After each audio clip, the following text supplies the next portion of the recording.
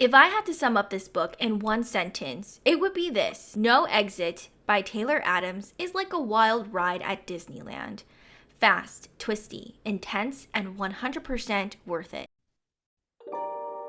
You're walking through a bookstore, not quite sure what to pick up. The air smells like old pages and new stories waiting to be discovered, maybe even written, yours included. Titles call out from every shelf. There's so much to choose from, it's almost overwhelming. You stop at a small desk. Behind it sits a woman. She smiles and says, "How can I help you?" You glance down at her nameplate. Her name is Ophelia. Her title? Resident Bookworm. Hi, I'm Ophelia, and welcome to Control-Alt-Read, a podcast about the books we read, the stories they tell, and what they really mean. I just finished this book by Taylor Adams, and wow, it's a ride. No Exit is a thriller about a college student named Darby who's driving to visit her sick mom when she gets snowed in at a rest stop. Stuck there with 4 strangers, Darby is just trying to pass the time, playing card games and drinking lukewarm coffee and hot chocolate. However, while she heads outside, trying to find a signal to see how her mom is doing, she sees something in the back of a van, just a flash. She leans in closer, and there it is, a young girl stuck in a dog cage.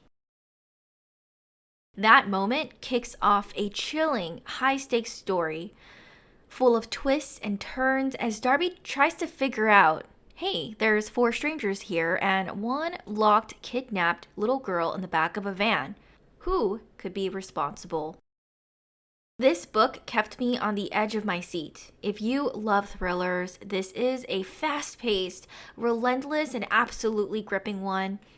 In fact, it only took me a few days to finish this, and the ending made me cry, which doesn't happen a lot. I really loved Darby's character, and I rooted really hard for her. Jay, the little girl, was also someone that I cared deeply about. And even the villains weren't flat. They were disturbing, but layered, like real-life serial killers with no empathy.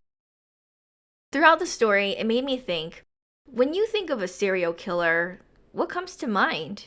I think most people would suspect that guy who smells a bit like rotten hamburgers, wears a beanie, and has a weird look in his eyes. Part of the fun of No Exit is being able to see all the twists and turns and how it plays on that theme. This story is straightforward. It's a survival thriller. No side plots and no dragging. It really just has one main plot line. For Darby, the mission is to survive, save the girl, and get out. But under the surface, I also picked up on a weird undercurrent of romantic tension at times. You'll see what I mean when you read this book. Adam does a wonderful job of weaving in terror, anxiety, emotional stakes, and moments that feel almost steamy. Again, you'll see what I mean. As much as I love this book, I'll also say this: some of the twists felt a bit too convenient. Now, if you know of that term, movie plot armor, you'll know that there are certain characters that get themselves in all sorts of situations. And because they're the main character, they have that plot armor and they are able to get out of that unscathed. Well, maybe not unscathed, but you know what I mean. They survive. Darby is basically the indestructible heroine. She gets out of every bind with near miraculous timing.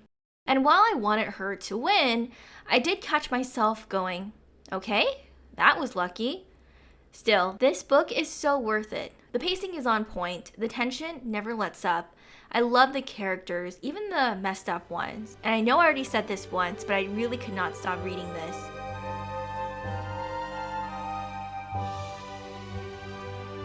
Hey, thanks for joining me here on Control-Alt-Read. I hope this book resonated well with you, sparked a thought, or brought you closer to your own story. If you enjoyed today's episode, please follow the podcast for more reflections, reviews, and reads worth sharing. Until next time, take care and happy reading.